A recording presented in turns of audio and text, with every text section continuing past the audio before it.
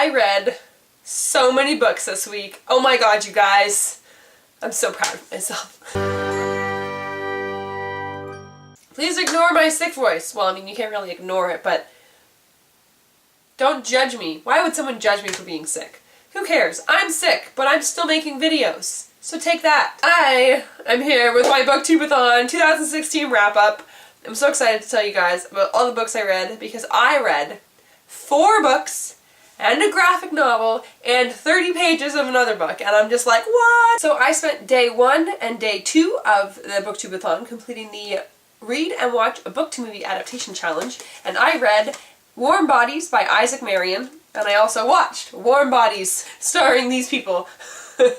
So I spent the first 2 days reading this book, which it's a very small book, but I was working and stuff, so I read half of it on the first day and the second half on the second day. And I really enjoyed this book. I gave it 4.5 out of 5 stars. I really liked the narration. I really liked that the story was told by a zombie, and I liked the thoughts that went through his head, and I actually really liked the memories that he got of the guy's brain that he eats in the story. Is really good. I really enjoyed it. I also really enjoyed the movie. The first half of the movie was very similar to the first half of the book. There were a few aspects of the story that they left out, which, you know, has to be done. But it was mostly really similar, the first half. But the second half was completely different. Not the same stuff happened at all. Not even close. But I really enjoyed both. I think the movie would have been a little bit better if they followed the book more, because I did like what happened in the book better than what happened in the movie. But I still did really enjoy the movie, and I would give the movie 4 out of 5 stars. On day 3, I called in sick to work, and I didn't go to work, and I read all but 20 pages of This Is What Happy Looks Like by Jennifer E. Smith. And this is not a very short book. Like, this is a decent sized book. So, I mean, and I know I was sick and I didn't go to work, but like, again, like I had a headache and I wasn't reading the entire day. I was also watching New Girl. I also spent about 2 hours creating my video challenge, which was the only one that I participated in, which I'm gonna be honest with you guys. I'm gonna be totally and tell you my exact feelings. I really thought I was going to be one of the winners. I really did. I like, this is like one of the very few times that I actually was genuinely disappointed in not winning, because I actually thought I was going to be one of the winners because I thought it was really good. Also, my comments and likes to view count ratio is incredibly high.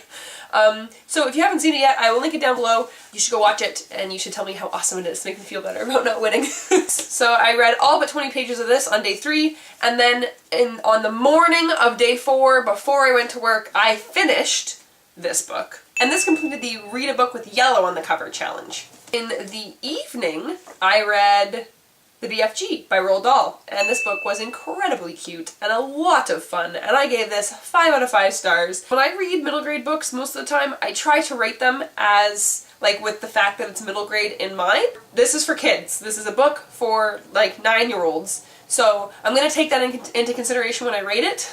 So this isn't like one of my favorite books that I've read, but it's definitely one of my favorite kids' books. I think a lot of kids would really enjoy it.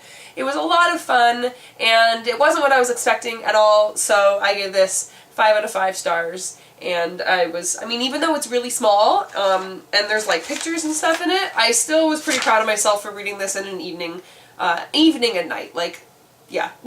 And this completed the Read a Book That's Older Than You challenge. This was published in 1982, and I was born in 1987, so there you go. So yeah, that was my day 4. Day 5, I picked up The Coldest Girl in Coldtown by Holly Black. I read about 15 pages of it, and then I forgot it at work. So, my coworker also forgot something at work, and he had to go back and get it, so he picked up my book for me and brought it back to me. But while I was waiting for that, I didn't want to just not read. I wanted to get some reading done, so I picked up Hatchet by Gary Paulson, and I read 30 pages of this, and I really enjoyed it, of what I had read. But then, you know, my coworker came and dropped off Coldest Girl in Coldtown for me, so I read some more of it, but I didn't read very much of it that night. We actually went out for supper, and then we went looking for Pokemon, and then we came home, and I felt really sick, because it was my first day actually going out and doing things, besides, you know, trying to work and stuff, so I felt really awful, so I just went to bed when I got home. On day 6, I read more of this. I read maybe 160 pages or so of it, maybe a little bit more. After nighttime, after the sun went down, I read my book for the Read a Book After Sunset. I read Amulet Book 3. I just read it after one sunset. I was thinking about stopping halfway through and reading the other half on Sunday night, but then I just kept reading it and I read it all in one sitting, and I really enjoyed this. I really like the artwork. These are really fun stories. I feel like there could be a little bit more depth to the characters and to the storyline and stuff, but they're really fun and the artwork's great. I absolutely love the full page drawings in them. Like, they're just absolutely gorgeous. So I gave this 4 stars, and I mean, I feel bad adding this to my page count because it's a lot of pictures and I read it in like less than an hour.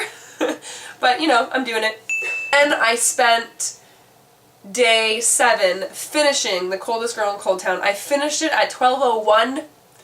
I'm gonna go ahead and count that and say that I finished it right before the end of day 7. Because I mean, come on guys, come on. 1 minute! This completed the challenge to read a book that you discovered through Booktube, and also to read a book by one of your favorite authors. I really enjoyed this book. I did have a few problems with it. I'm going to be doing a full review on it, so don't worry, I will go into more detail on that. There were a few problems that I had with the plot, but I did really like the premise of it. I think the premise would make an awesome TV show, and I really liked the characters in this, so I gave this 4 out of 5 stars. And then I did not pick up Hatchet again, but I am planning to continue this as my next book and have it done in the next day or 2, so that's pretty exciting. Those are all the books I read, and so this is my total page count. Hooray! I'm pretty excited that I read this many books in a week, especially because I have had a lot of trouble reading lately. I have been taking forever to read books. It's been taking like a month to read one book lately for some reason, so this really helped. I'm really glad that I was able to do this readathon, and it was a lot of fun. I really enjoyed the reading sprints on Twitter and the Instagram challenges, and I also really loved just going through everybody else's entries for the Instagram challenges and for the video challenges. It was a lot of fun, and I found a bunch of new people to subscribe to, and it's just a good time. It was great. So that's all, I guess. See you next year.